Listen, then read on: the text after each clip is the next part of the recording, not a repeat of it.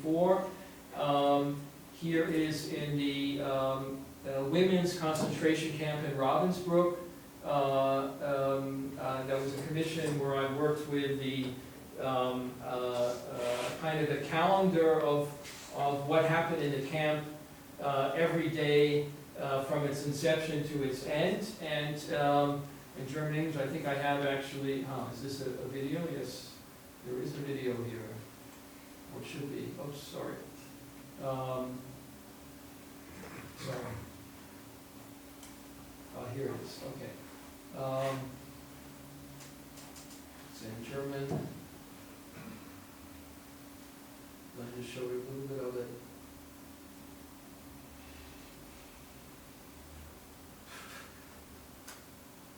So this is in the, as you enter the main building, these are it's going through each day, the information from the information that they had. I worked a lot, also started in the early 90s with this kind of writing, sort of computer writing, in this case, because I sort of always had a feeling to me that as if somebody's writing to you, like as if it is actually live. I mean, the computer is searching information according to certain criteria.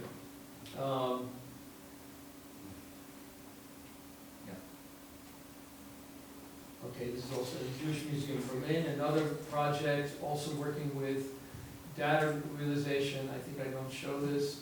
Also here in Vienna, this is actually from the projection is from a database. It's in German, but I can show you that I made a recording of this is a recording of live material at some point. And this is from how can I explain this? It's an auction in 1943 at the Dorotheum in Vienna of the contents of one villa owned by a Jewish family.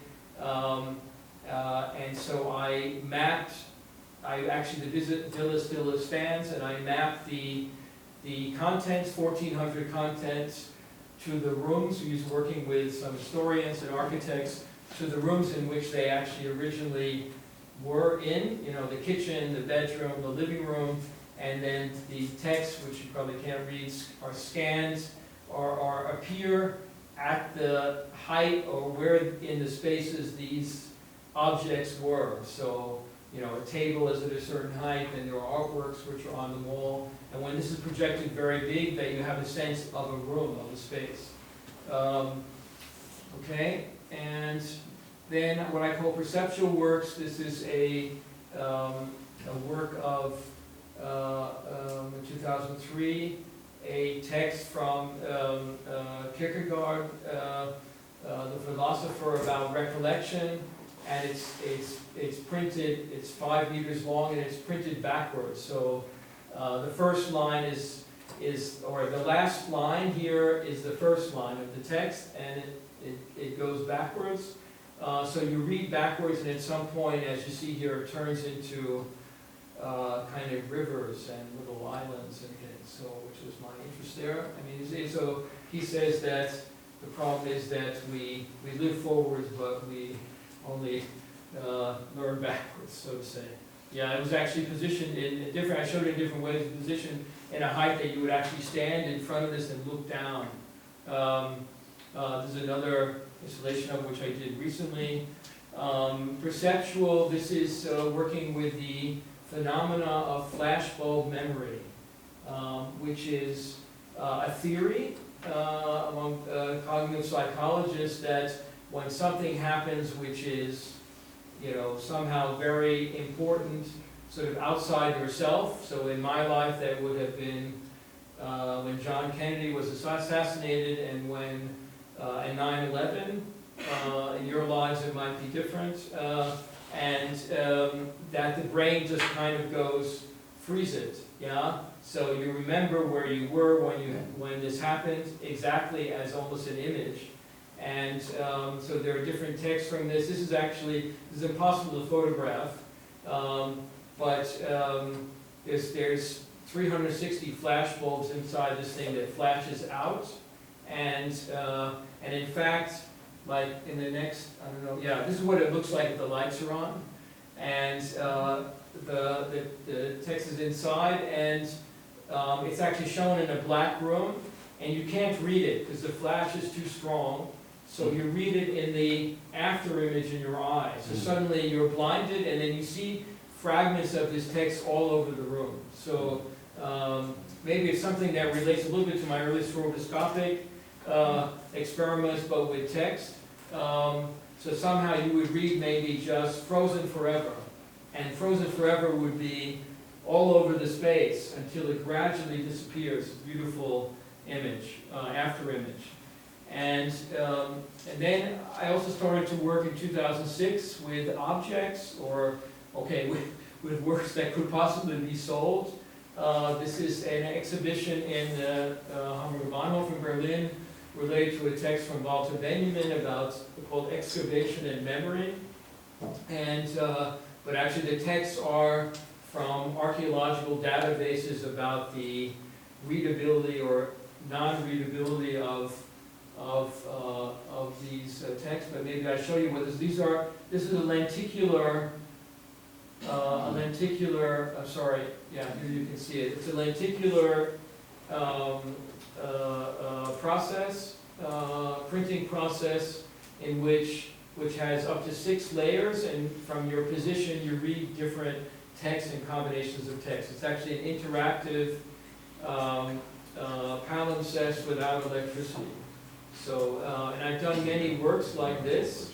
Here, you can see it here as you walk past it. It's interesting because with this technology, you're not supposed to use a white background, because you want normally to have, Coca-Cola and then something else worse. And so actually they don't like it when I do this, because it bleeds and creates this, that you see many levels and you have an illusion of depth. Yeah. And I did a number of different works.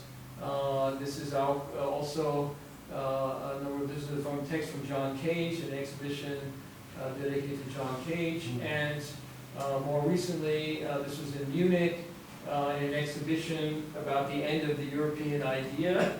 I was commissioned, these are very large, and now the technology's changed, they can be somewhat translucent, so you can illuminate them from behind. I think this is also a video. I just show it gradually, but yeah, I think you get the idea that as you move, you get these different texts. And actually the texts here are in German, English, and Esperanto. I used to hang around in the Esperanto Society in Prague and Budapest, and I was glad to finally be able to meet some people who are Esperanto fanatics. And actually there's text in it from Zamenhof, also the originator of Esperanto, and other texts from more recent philosophers and European figures. Okay, it's quite large. Now this goes into something very different. We're coming to the end, don't worry. Not quite yet, but getting there. I know it's very long. This is, I started to become interested more in the internal processes related to memory and cognitive science, and I had a residency at MIT in Boston, and I began to work with in discussion with some cognitive sciences, and then continued to work on a project also over the last years. That was 2015 to 2019, so a long-term project looking at the, actually I can just put it on. There is a video. No, that's how it looks. So maybe I should explain. So it's it's a phenomenon called the resting state, which is again a theory about the situation when we are in a waiting room, for instance, when the brain has no input. They used to think that there's nothing happening in there, but they, through the use of, again, MRI, especially functional MRI, they see that there's actually a lot of activity. And they've determined that in that situation, waiting for your passport or waiting for the doctor to call you in, we all go through 2 phases of approximately 60 seconds each, approximately. One phase is we go kind of internal, and the brain sends particular information from the past and the future, and you start thinking about, I'm going to meet this guy next week, I hope I'm not late, and then something comes from the past, and if nothing wakes you up, there's no car horn or the phone doesn't ring, then you kind of wake up out of it around 60 seconds later, and then it's called the sentiment state, where you are aware of your surrounding, so, God, I'm waiting so long, I mean, when are they gonna, when did I finally get in, my time is up, when can I get out of here, and if nothing happens, you go back into it again. So, I began to work with, and actually in the exhibition, the lights go on and off, according to approximately the 60 seconds, sometimes 55 seconds, sometimes 60, it's a random thing, and I became interested in how the cognitive sciences research this. Like, how do they have evidence? So the text on the wall is actually a text from someone who wrote it down when they came out of this. I composed a soundtrack for this. She hears the incredibly loud noise of the scanner, primarily in her right ear, and she feels her upper body vibrate in sync with that noise.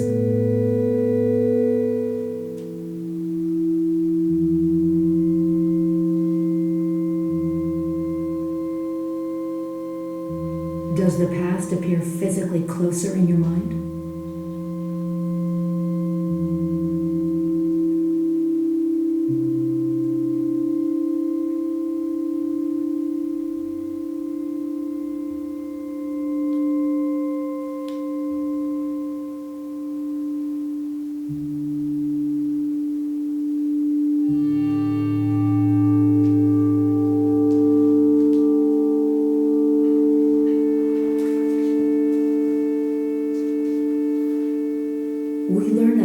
Or more from your inability to perform the task as we would from your ability to perform it easily. The films are from scientific films related to the topic.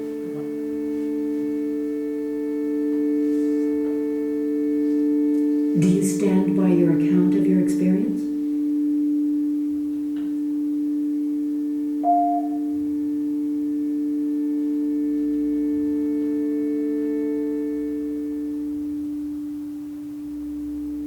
I hear myself say, something is wrong here, but someone else is saying it.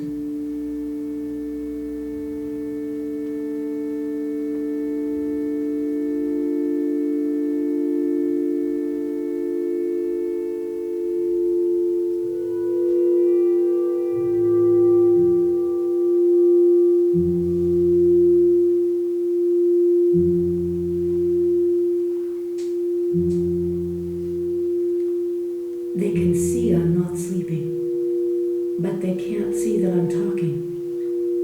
My lips aren't moving.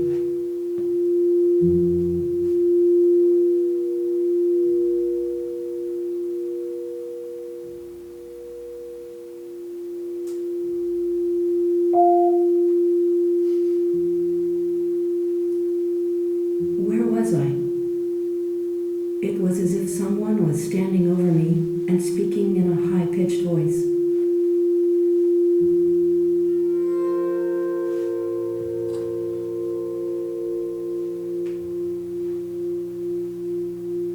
So the voice, the same voice, but is from these two different perspectives. The voice of the tester or the scientist, and the voice in your head.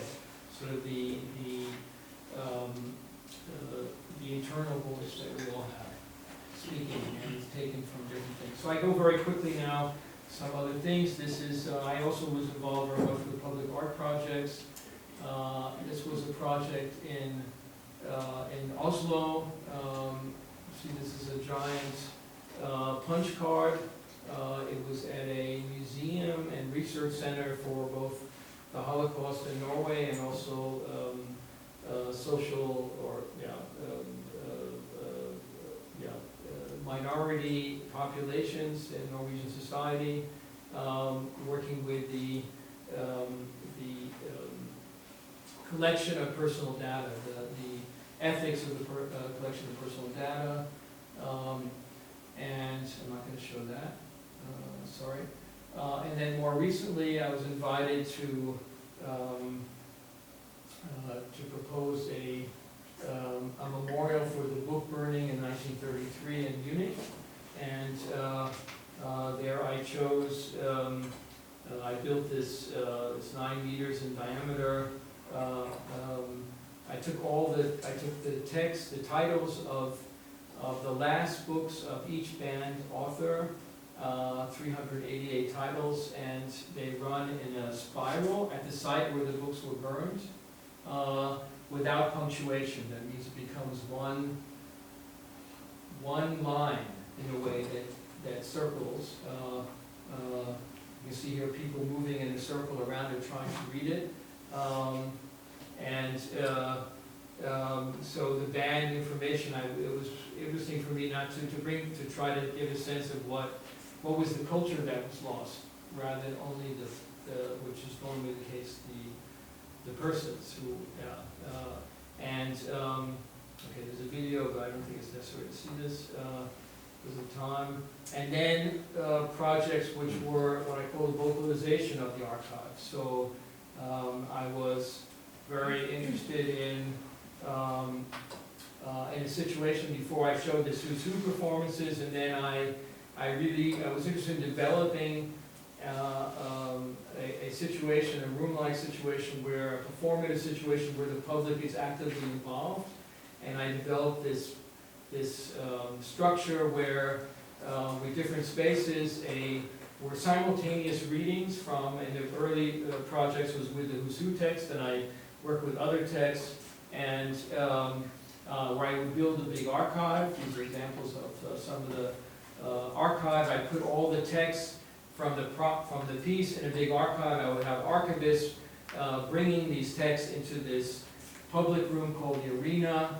There would be a score for the reading of the text for the period of time. Some of these went for a month, some of them went 6 hours a day for a number of days, very different situations. And I would invite the public to take part, and they would all have to be funneled into a certain table, reading table, and there would be people to take care of them when they read. So very complex structure. I'm not going to show the video because it's going long. This is also a more recent one in Switzerland, where I worked with here. Here's again a score for it, who reads when, and okay, often these have also who reads what when. And in this case, I worked in a small town where I spent months researching the history of this town and collecting information, and then I had people from this town read it in this structure. It functioned as an installation. We recorded all the voicings, and it was a live performance. And so it's a project that's gone on. Yeah, also an archive. At some point, the texts are all in an archive. Can you play some sound or video, something of that? This How are you doing? Should I fast forward or can I play something more? Okay, I go back then. Pretty interesting. Yeah. Okay, this is a version, I think 1990 something in Amsterdam. It's in English. I think that's why I put it in here. Some of them are in German or in Danish and different countries where I did this. I'm not sure how. It's probably these are 1998. Yeah, so this is old.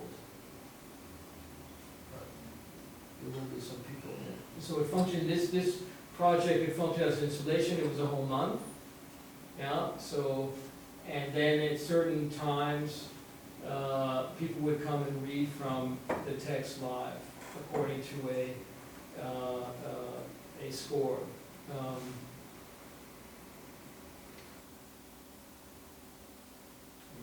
Yeah, so here it kind of, I think, starts. Pictures and documents, money and medals. He has more than 12,000 photos. They're reading in English. Excited. But there's many people reading at once. What? Yes, so the principle here is that depending on how many reading tables there are, some of the projects have 12, some have minimum 8 or 10, and then the score is showing 1 to 8 or 1 to 16, showing what the density is. So it could come down to nothing, or one person reading, and then it gradually increases. So, and what's interesting also about it perceptually is that, yeah, it's kind of an audio version of, if you think of these images with multiple texts, so you exist then vocally. So if you stand between tables, you get both of them at the same time. And if you stand more, you can go to and listen to one person. I think further down here you can, I'm not sure where it is. Finished text was a list of words containing text For some reason, in German dialects. So you hear that there's somebody else reading next to him also. So they collide and mix with each other. Is it amplified or? No, it's not amplified. And the public can go right up to them. So that's in all these projects. So it's not amplified. That is very important. Also, the people don't see the text beforehand. So in a way, you're present at the moment that they begin to read it. And I've worked with children, very different, even Braille, blind people over the years. This is just, in this case, it was, I think there's 3 on one side and there's this object in the middle. It's kind of my mecca in the middle, but there's different architectural situations. Yeah. So and here you see this is also different. I think this is 16. So very much in a kind of a little archive on the left with the files, and we did this because the performance was just one night.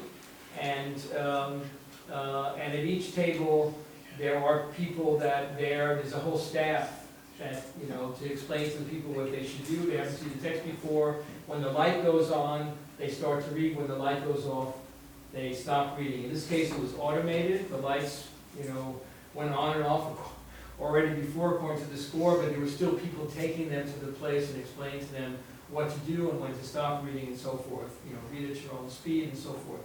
I've been working with this for many, many years. Actually, the first one was 95. Yeah, and here you can see, yeah. And now we're coming to two also more recent projects. These are also performative. In 2013, I was invited to work on a project with Black Mountain Archive. Black Mountain College, I don't know if there's that even, and anybody ever heard of that here? No. Yes. Yes. So, Black Mountain College was a experimental school in the States that existed from 1933 to 1957. And it was founded according to the ideas of experimental ideas about education from John Dewey, who's an American philosopher of education, very much writing about education, and also his most famous book is called, oh God, now I'm blanking out, something learning, creativity, and art, or something like that. So he's very much interested in art education and art having a place within all education. Art as experience. That's it, thank you. Art as experience. And followers of his who were thrown out of another college for being too radical founded this school in a very isolated place in North Carolina. In the first pre-war period, many of the professors came from Europe because it was founded in 1933. There were suddenly all these Jewish intellectuals, actually mostly from Berlin and from the Bauhaus, which had just been closed in 1937, who they needed to get into the States. You needed a job, so it was a perfect situation. So the first, not that all were from Bauhaus and from Germany, but many very famous names. The second rector was, and for the longest period was Albers, Joseph Albers, and Annie Albers came from the Bauhaus. There were other Bauhaus friends of theirs, and it was it wasn't just an art school. It's often a misconception. It also had, they also taught geography and history and all of that, but they were very underfunded. I think that one of the most interesting things about it is that it was not accredited, which means that on the one hand, the students didn't receive a degree at the end or any kind of, so they received something, you know, some paper that they were there, and but many of the famous names who studied there's many famous personalities, artists, intellectuals, philosophers in all areas who were there. Many of them were students, many of them were teachers, sometimes it's even hard to know, and many of the students didn't even, some of the most famous students were there very short, and yet they made it clear it was the most important period in their lives. And of course, because it wasn't accredited, they could do it as they wanted. And there was a very interesting dialogue during the whole period. You know, should we have rules? Should we not have rules? What should they be? In the post-war period, it became a bit more American. John Cage was there. As an example, John Cage was there, and Bruce Cunningham, Buckminster Fuller, a very important visionary. It's kind of hard to say what he was, but thinker, architect, inventor. They were only there for short periods of time, and yet the periods are legendary, and many of their students went on to become famous on their own. So it was very interesting to me. I had known a little bit of Black Mountain College, but then I had support then to really research it. When I was at MIT in 14-15, I went to where the archives are now in North Carolina, and also in Connecticut in the States, and I collected thousands of files, as copies, and created an archive with the idea of creating this piece. So there was the first exhibition in Germany ever. Actually, it's interesting because since this exhibition, now it's becoming much more sort of common knowledge and much more known, but in fact, that's relatively recent. And it's the first large-scale exhibition in Germany, and one of the second in Europe, and it particularly concentrated not only on the arts, but on to somehow give a picture of a more comprehensive picture of what it was over the years. And my part in it was I designed a space in the exhibition, at the end of the exhibition, with my archive and a working space. And then I thought, okay, I said to them, look, you can't just show this. We should invite students. So I was teaching for many years as a professor of video art. And from my school, we had brought two classes, my class from printing and book production, and then we had 11 different schools, literature, dance, performance, theater, literature, I don't know what, who came, and each was in residence for 1 or 2 weeks. And during that time of residency, they would work with the archive, and then I made a score in which they would actually perform in certain time periods during the day within the exhibition and in their space. So they did exhibitions. So these are photos. This is actually the score for the readings, and this is my archive. So this is actually the opening night, and often that's Hans-Peter Kuhn. This is some students reading texts. So these texts were pre-selected, but they could also perform music or do different types of projects.